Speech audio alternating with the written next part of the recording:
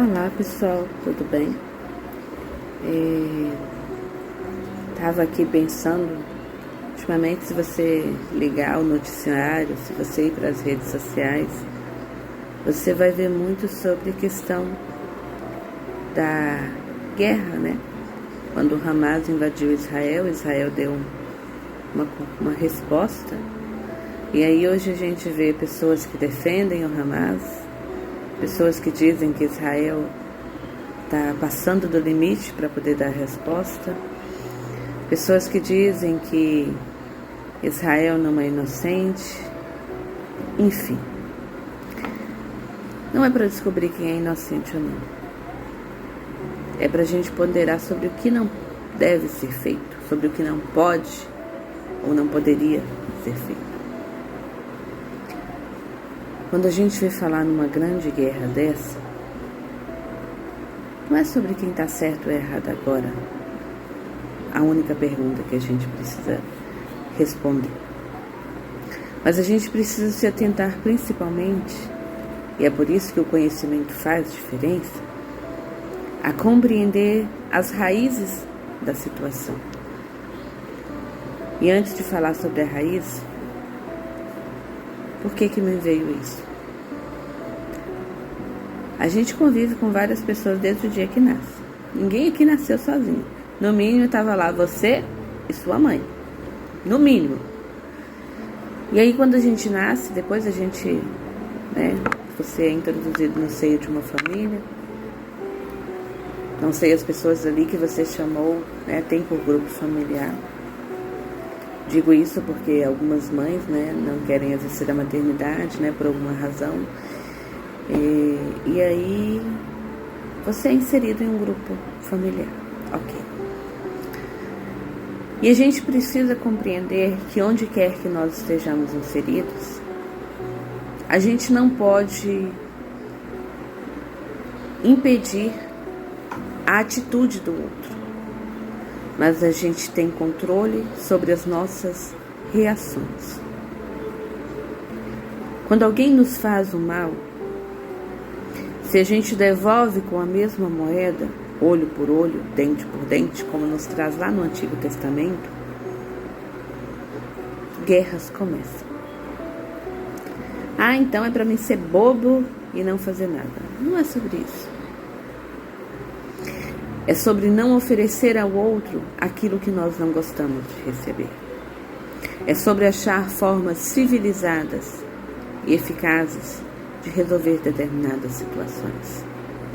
Porque aquilo que eu ofereço não é uma resposta ao outro.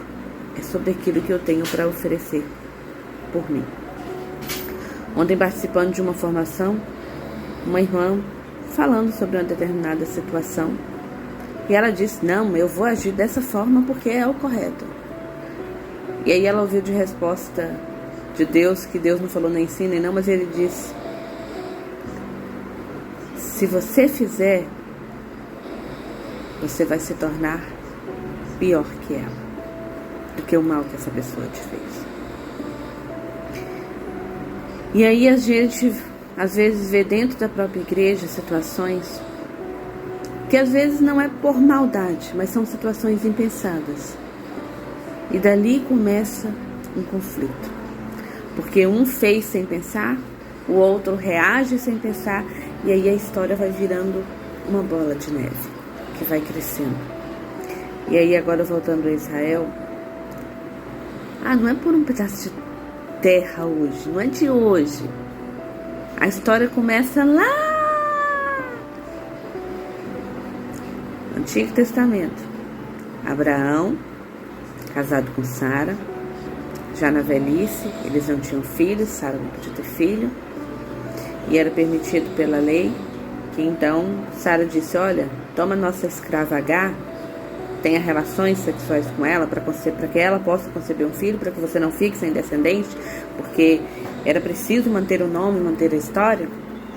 E então nasce Ismael, filho de Agar, da escrava Agar e de Abraão. Só que Deus, posteriormente, abençoou Sara, e ela também ficou grávida. E ficou grávida de Isaac. E aí quando Sara fica grávida de Isaac, aí Sara já começa a desprezar que não era ela tinha um filho legítimo, porque ela era a esposa de Abraão. E apesar de não ser o primogênito, que o direito era do primogênito, Isaac então que se torna ali o dono. E quando isso acontece, aí a gente tem a divisão do povo. Sara, enciumada, manda que Abraão dispense Agar e Ismael. E Agar tinha um filho do grande homem, mas um filho que não era de uma relação que ela tinha com aquele homem, porque ela não era a esposa de Abraão. E ela sai com Ismael, então vai para o Egito, mas o Senhor também promete que seria uma nação abençoada, uma nação numerosa,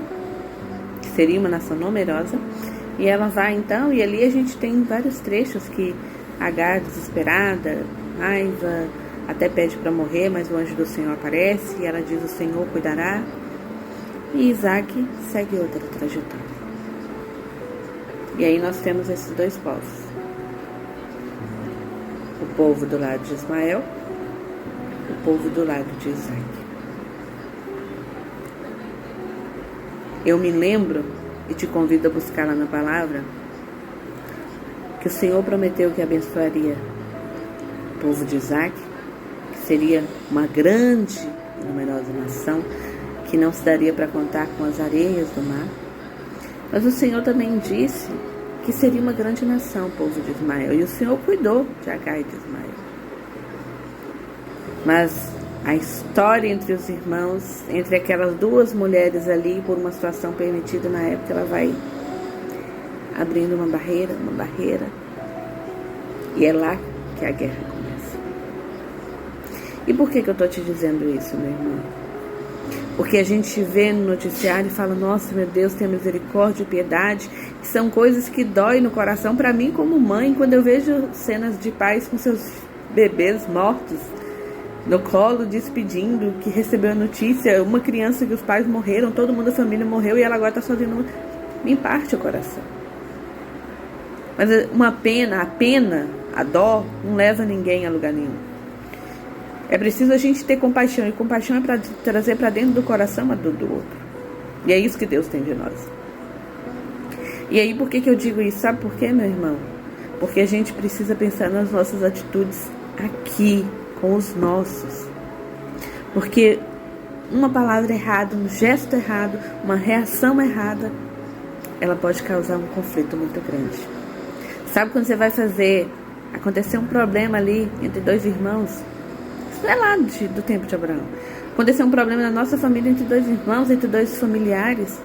Não, porque se tiver uma confraternização e fulano tiver, eu não piso meu pé lá. Eu prefiro ver o diabo do que ver fulano de tal. Entende?